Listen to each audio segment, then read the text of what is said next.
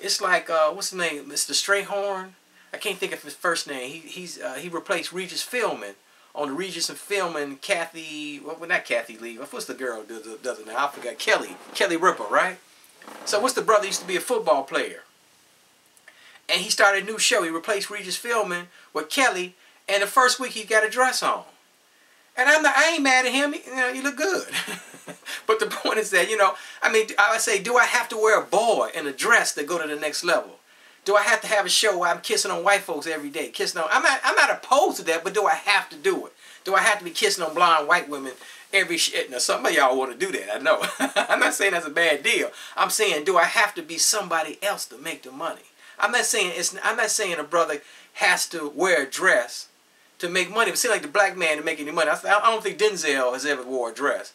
But do I have to wear a dress? I'm not saying I'm opposed to wearing the dress and a boa and being all dialed up like RuPaul. But do I have to do that as a brother to make money?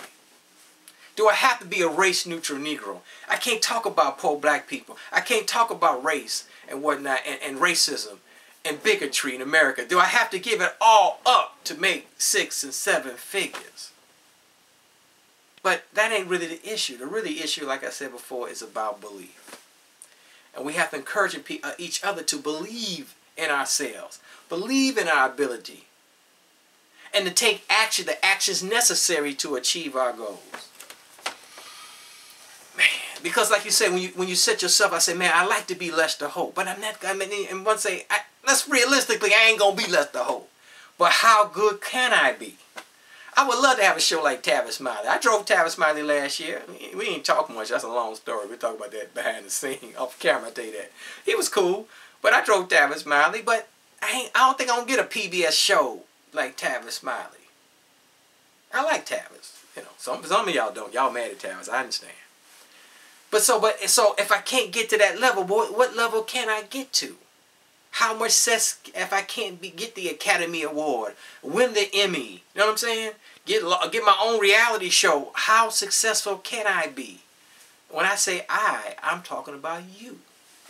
How successful can you? I mean, you want to ask yourself whether you're trying to go to college, build a business, buy a franchise business, save your money, world travel. You like, do I really believe? Am I willing to take the actions, overcome all my fears of what people are going to say about me? I don't want to fail and folks laugh at me. I mean, can I relinquish all this doubt and disbelief? It's tough. I think we need more life coaches and more psychiatrists for people like me and you who need psychiatric help. And we do need help. There was a book called Change or Die. And in the book, to make a long story, Change or Die, it's a good book, Change or Die. It's on audio and everything. Look it up on the internet. It said people have to have that coach or that group to help them. The whole myth is that I did this by myself. I built this by myself. That's not necessarily so. Some of y'all may have, but most people don't become successful by themselves.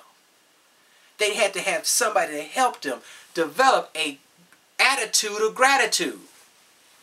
You have to have a group or a person to help you relinquish your stinking thinking.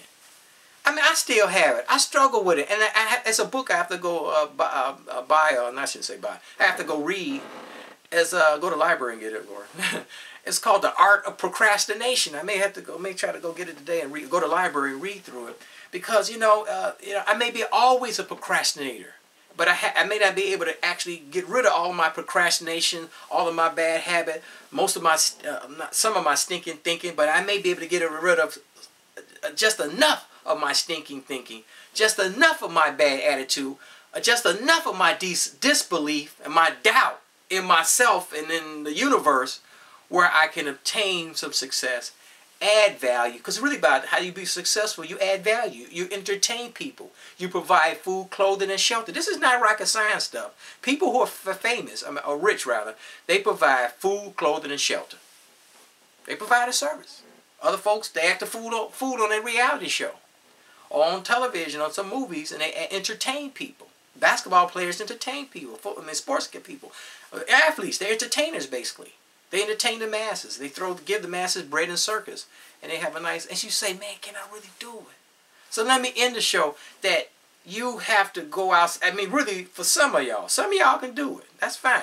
But for people like me, we got to go find that right coach, that right mentor, that right teacher that's going to help us. I met Deepak Chopra years ago. I met Eckhart Tolle, drove him 3 times. But you know, sometimes you can't see the people physically and have it, you know, or the guy I watch on the internet now is this Moji. You know, the brother with the like British accent or West Indies accent. He's a spiritual dude. Look him up, Moji on the internet. I mean, really deep, man. I don't think I'm gonna get to that level, but you have to listen to those kind of people and find a coach or something that's gonna help you get over your fear, your doubt, and your disbelief. That's what Morpheus told Neo in the movie, The Matrix, the first one. Get over it, man. You gotta let it all go, Neo. The fear, the doubt, and the disbelief. It's easier said than done because you got 20, 30, 40, 50 years of fear, doubt, and disbelief and trying to relinquish it. But sometimes we may have to relinquish it just enough and to develop the attitude of gratitude just enough where we get a tipping point where we can add value to people, where we can actually help people. I've driven Tony Robbins twice years ago. I always wanted to meet Tony Robbins. I met him. But I didn't listen to Tony Robbins. I didn't follow the prescriptions. I didn't follow the recipes. So here we are. But it's all good. It's all good. Even if you poor in Chicago, working class like me, you still should have an attitude of gratitude. You still should be grateful. Hopefully, for 2013, the #1 thing I have to really focus on is being grateful. Being grateful, being happy and grateful for the little or the much, because it's kind of little that we think we have little, but compared to other people around the globe, we have a lot being poor in America. So we should be grateful for the little bit that we do have here, because we sure have a lot compared to other people. So we develop an attitude of gratitude. Hopefully I'll become more grateful, you become more grateful, we help each other out, lose the weight, save some money, make sure our kids do well in school. Let's help each other out. Let's encourage each other. Okay? It's been a great 2012. We all should be happy. Every year somebody dies, somebody lose their job, somebody have a tragedy. But in the larger scheme of things, that's all life. You know, the bad part of life makes you, the bad things of life makes you appreciate the good things. So we had a great year. You had a great year in spite of some personal tragedies or some setbacks you had. We're still living and breathing, and we should be grateful. Happy New Year. I see you in 2013. And let's help each other achieve our goals and be grateful for what we do have.